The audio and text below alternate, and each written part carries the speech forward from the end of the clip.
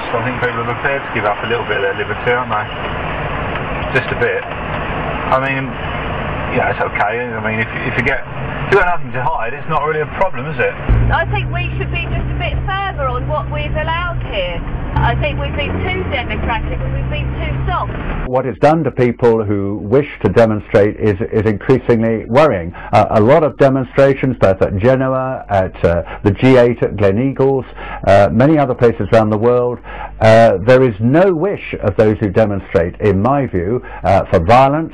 They disagree profoundly with what their governments are doing. I'm not saying whether they're right or wrong. I'm simply saying that they should have the right to do so without harassment, intimidation, or indeed being charged, attacked, and being seriously injured. Because the only ones who are going to be allowed to have the big loudspeakers out in the public areas, just like in China, are going to be the state. I must say one of the things that does concern me is Brian Hoare, who camped outside Parliament in the square, which actually faces the parliamentary buildings, faces the large iron gates where ministers come in and MPs go in and out. It may be ignored, he may be laughed at, he may be mocked, but at least he is able to do it, and some people may listen, and you may have more effect than we realise. Now, we call that, we used to call that free speech. What about the Freedom Lady, the Statue of Liberty? Well, I did hear a rumor that the Statue of Liberty has been brought in for questioning. She may be with Al-Qaeda. You're probably right. 6 times they've taken me to court. Oh no, we took them to court this time, by the way. We took Mr. Charles Clark, the Home Secretary, and Mr. Ian Blair, the Commissioner of Police. I was the complainant, they were the defendants. And it was found in my favour.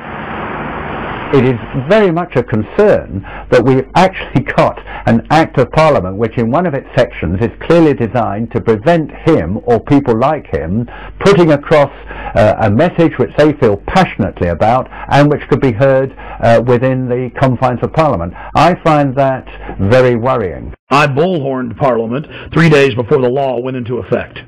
George Bush carried out 9/11. Do you think some people in a cave were able to have NORAD stand down? Do you think that people in a cave were able to have all of this happen? It's a total and complete fraud. The New World Order is using terror to scare you into submission, and they will be defeated. And here in this supposed free country where they're trying to pass a law to stop this, they're here to talk to us. I witnessed local activists bullhorning Parliament, and the local police didn't have a problem with that. But as soon as I got on the bullhorn and began talking about pertinent issues, they became very upset and enrolled me into some type of troublemaker database. You've got to understand that government stand to gain from terror, to scare you into submission to attack.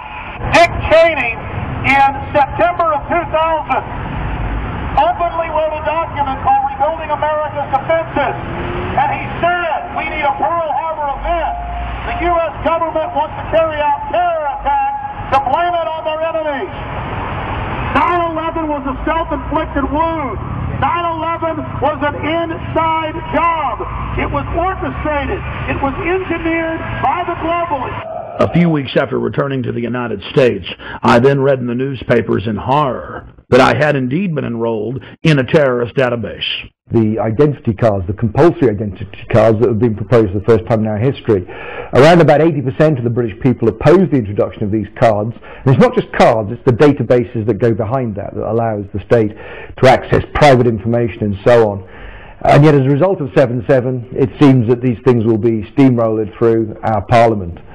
Wherever we look at the moment, there are assaults on civil liberties as a result, of course, of the so-called war on terror. Similar guidelines have been implemented inside the United States. A Virginia anti-terror training manual lists property rights activists as potential terrorists. A Texas manual lists those wearing Levi's jeans, having cell phones, and who are, quote, friendly towards the police as potential terrorists. In Arizona, they list those that make frequent references to the U.S. Constitution as potential terrorists. All of these guidelines have been produced by the federal government and distributed at the state level. The federal government itself has told police to be on the lookout for drivers who have road almanacs or driver atlases. All across the planet, governments are restricting free speech and setting up so-called free speech zones to stop their populations from demonstrating. Months later, Paul and Steve Watson came to Texas and joined me live on my radio broadcast to discuss the aftermath of the London bombings. We are joined in studio by Steve Watson and Paul Watson. Guys, you've been in the United States now for about 7 days. How have you liked it? It's been pretty good so far. Obviously, it's all Western culture, so it's pretty similar. When we were in London, I mean, there were so many facets to it. But what was it like to have the police march up to you and tell you to turn your camera off when you were just on a public street interviewing people? Well, I mean, the fear-mongering at the time, we were there right after the bombings, 3 weeks after the first bombings, I believe, but then there was the second failed attempt.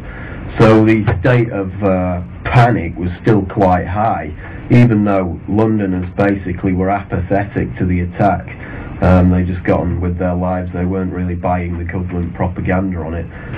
We had case after case where we'd be out on the street doing interviews with people, and we'd be showing the video cameras, and there were people working right there at the Hard Rock Cafe, and I'm like, look at these cameras, they're everywhere, they're in plain view, and the manager comes out and goes, you know, thanks for showing me that, I've never noticed those. What's your name, sir? Charlie. I'm Alex, nice to meet you, Charlie. How you doing? Good. What do you think of the new symbol of the United Kingdom is going to switch from the Union Jack to the black surveillance camera? Well, you know, there's plenty going on in London, so they need this surveillance camera everywhere. But, I mean, it's going to be the new national symbol, or of course I'm being sarcastic, but really, it has become the national symbol. 4+ million surveillance cameras in the great city of London alone. What to say about it? You know, I don't even see them there. You don't see them? They don't exist? No. 4 million in the city?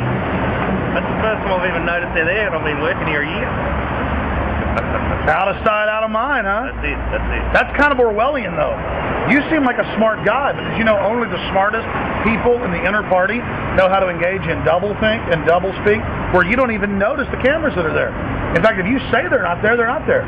Here, together, let's say they don't exist. All right, they don't exist. 2 plus 2 equals 5. Hey. Hey, you could get an inner party membership. All right, I'm into it. I mean, that was actual doublethink. Steve, Paul, you want to comment on that?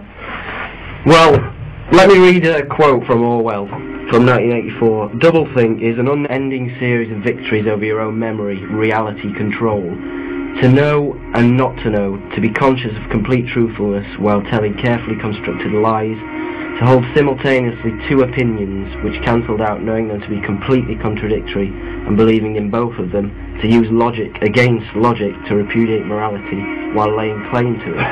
And this is exactly what we saw over and over again in London. You've got a nest of, what, 6 or 7 cameras, and people are out there saying they've never noticed them. It's like, it's a survival mechanism to deny reality, but at the end of the day, it's not even a survival mechanism, it's quite dangerous. We were asking the attitudes of taxi drivers about the bombings, they were all quite ambiguous, they kind of believed the government line at that point. Do you ever wonder who's really behind it? Well, I've heard there's people who think that it's other governments are behind it. You know, British government, American government, people have said that. Oh, really? You heard that some people think it's the government? Yeah. Yeah, I've heard that. Really? How popular is that view? Pretty unpopular, I would have thought. It is straight out of George Orwell's 1984. This poor woman thinks that if you give up your liberty, you supposedly get freedom. Yeah, well, we went to Stockwell tube station where they shot the Brazilian man. We basically noticed this woman who was working on the fruit stall. She'd been interviewed on the BBC. I'd seen her on there, so we went over